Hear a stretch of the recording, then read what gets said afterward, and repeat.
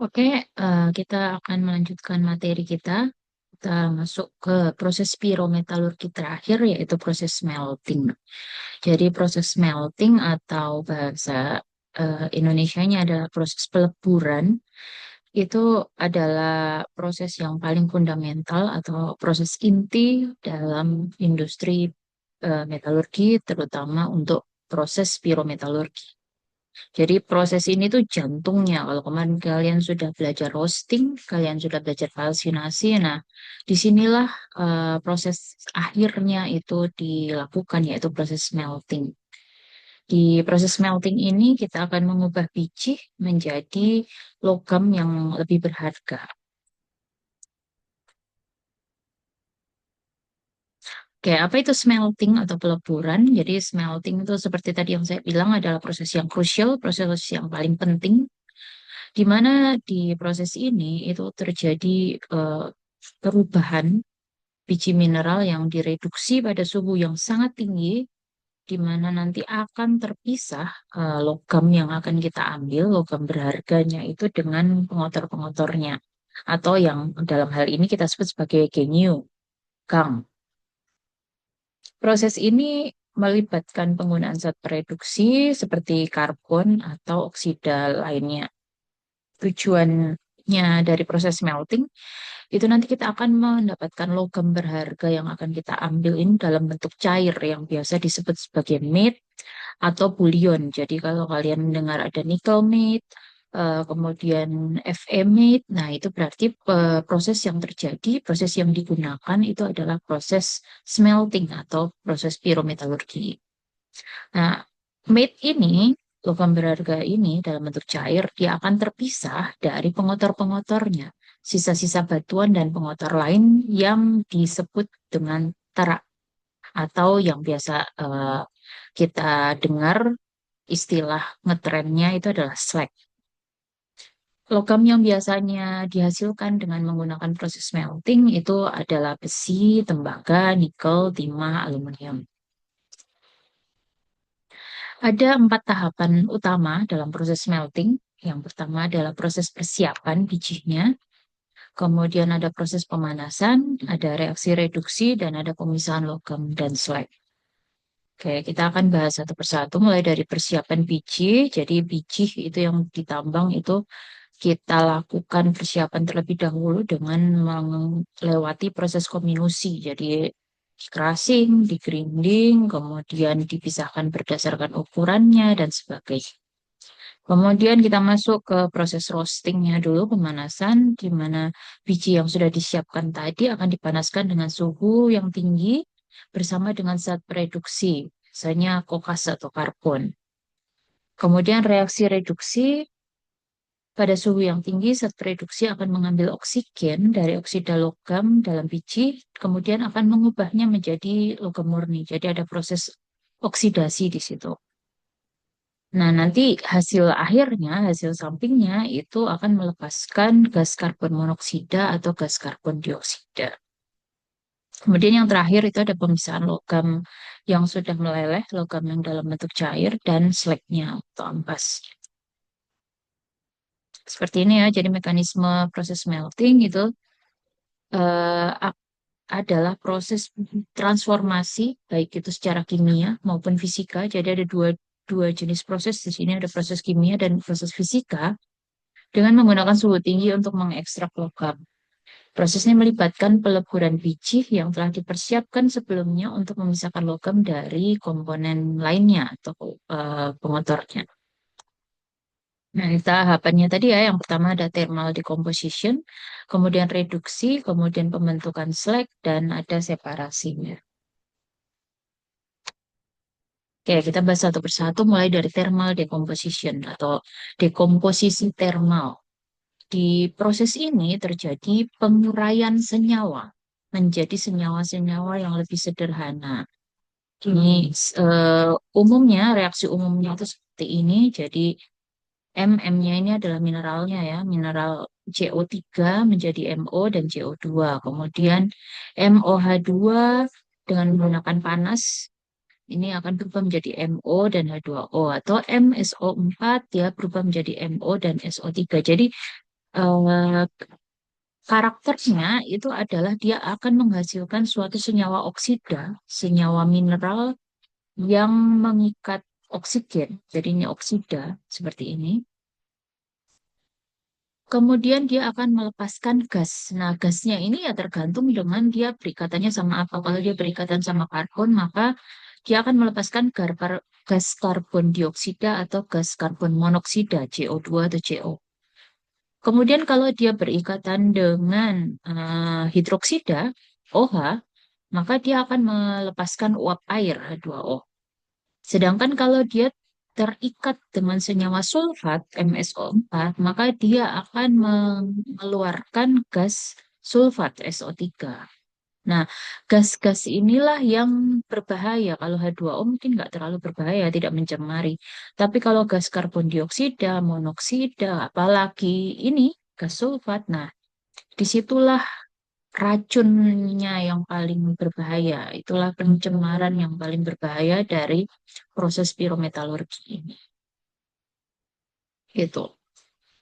Nah, kemudian peran thermal decomposition dalam smelting, kenapa harus ada thermal decomposition? Jadi kita akan merubah bentuk senyawa yang pertamanya itu lebih kompleks menjadi bentuk yang lebih sederhana, MO, mineral dan oksida. Nah, bentuk yang sederhana ini, yang lebih sederhana seperti ini, itu akan membuatnya akan lebih mudah untuk proses selanjutnya, yaitu proses reduksi. Kemudian yang kedua fungsinya adalah untuk membuang pengotor-pengotor volatil. Itu tadi makanya karakter dari pirometalurgi, dari proses melting itu pasti akan melepaskan gas-gas volatil, baik itu berupa karbon, H2 atau sulfat. Kemudian yang ketiga menurunkan energi reduksi. Jadi yang semula itu senyawanya lebih kompleks, otomatis membutuhkan energi untuk mereduksi itu lebih tinggi. Sedangkan kalau kita ubah dulu dia menjadi senyawa yang lebih sederhana ikatannya, maka ketika kita lakukan proses reduksi, itu akan jauh lebih mudah. Energi yang dibutuhkan itu akan lebih rendah. Gitu. Nah, ini ada beberapa contoh mineralnya.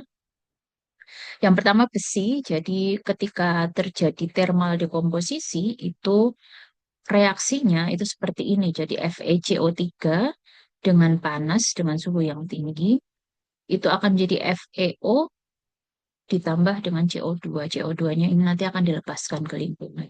Jadi sisanya, produknya itu adalah FeO. Nah, FeO ini yang kemudian akan direduksi menjadi Fe murni, besi murni di dalam blast furnace.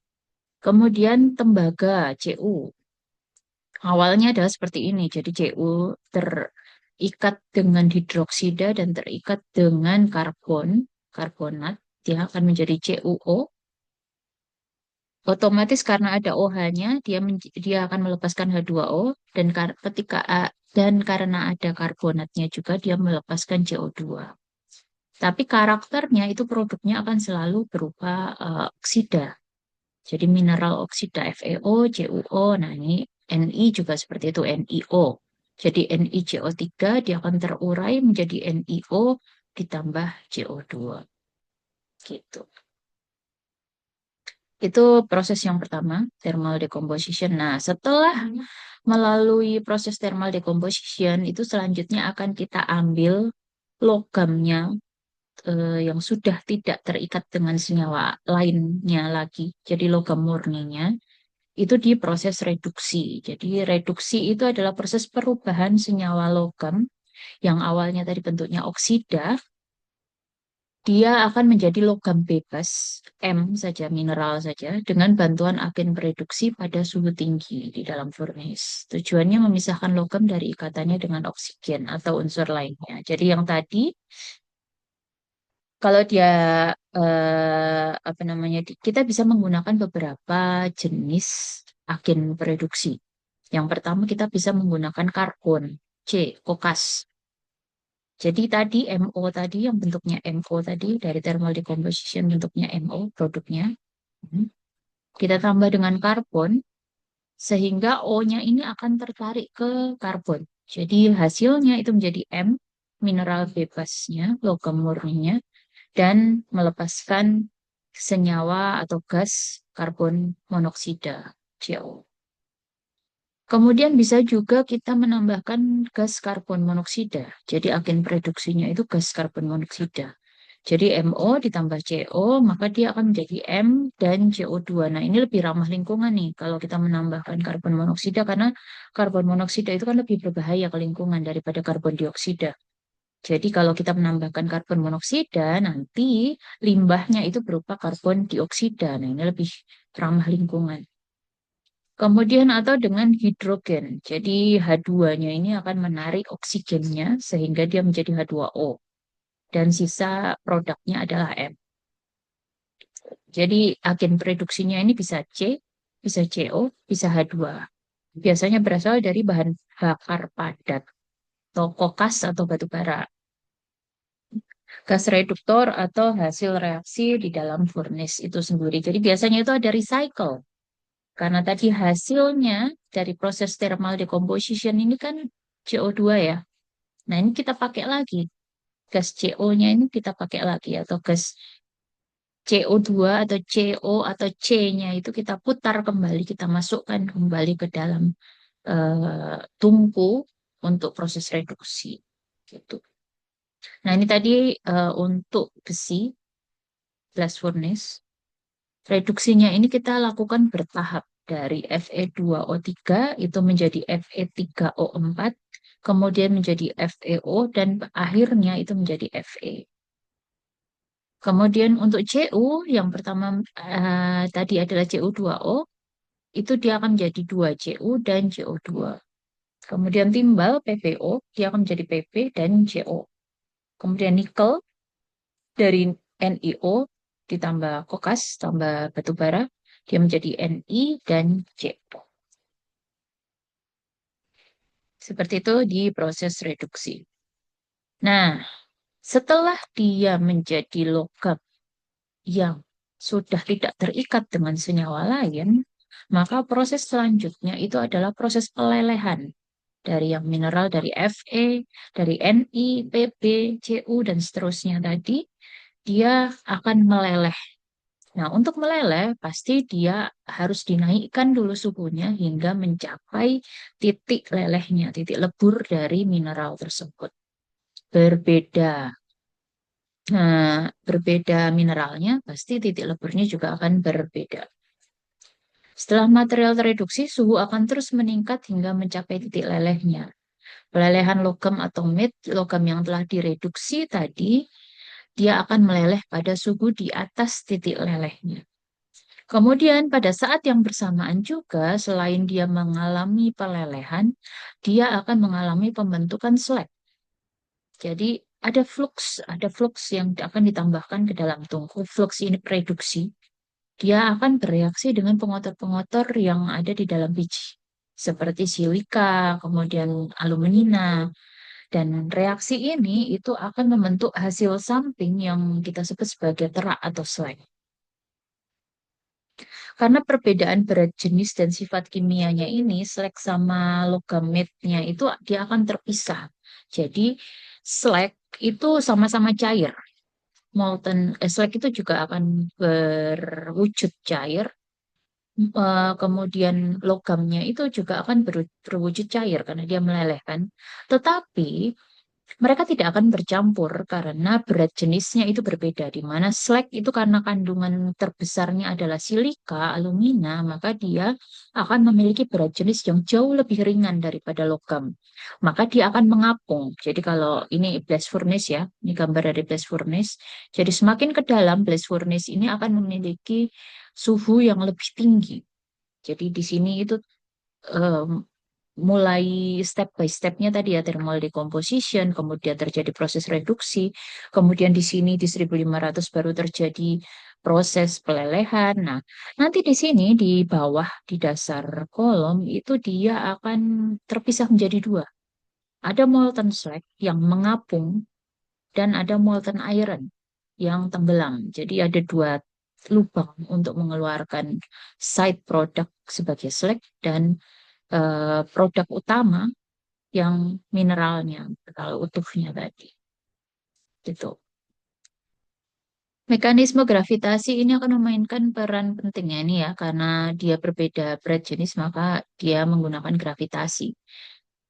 Lelehan logam atau met yang memiliki berat jenis lebih tinggi akan mengendap di dasar tungku, sementara slag yang lebih ringan dia akan mengapung membentuk lapisan yang terpisah. Dan ini tappingnya, apa pengeluarannya itu ada di lubang yang berbeda. Jadi mereka sudah tidak tercampur.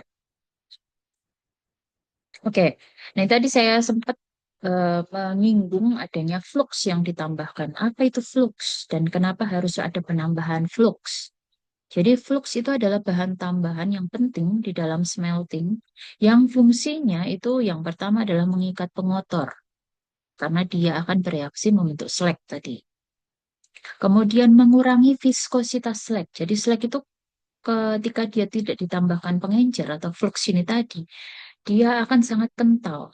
Kalau dia sangat kental, maka dia pasti akan lebih sulit untuk terpisah dengan logamnya. Nah, jadi fungsi flux itu dia akan mengurangi viskositas dari slag, membuatnya dia lebih cair dan lebih mudah mengalir. Sehingga ketika proses pemisahan di ujung furnace tadi, dia akan lebih mudah untuk dialirkan keluar. Kemudian yang ketiga, melindungi logam cair dari proses oksidasi yang berlebihan. Karena ini kan kita masukkan di dalam furnace ya. Di dalam furnace itu ada banyak oksigen. Kalau kita tidak tambahkan pengikat, kita tidak tambahkan flux, maka si logam mineral tadi dia akan rawan untuk teroksidasi kembali. Jadi dia akan mengikat oksigen lagi. Jadi itulah fungsinya. Flux itu juga untuk mengikat oksigen-oksigen yang berlebih sehingga dia akan menjaga kemurnian logam yang dihasilkan. Kemudian yang keempat adalah membantu dalam pembentukan fase cair yang homogen. Jadi kalau ya ini tadi ada kaitannya sama slag ini tadi ya. Jadi kalau kita tambahkan flux, maka pembentukan fase cairnya itu akan lebih terpisah antara pengotor dengan logam mineralnya untuk menjaga kualitas dari produk akhir. Contoh flux yang biasa ditambahkan itu adalah batu kapur.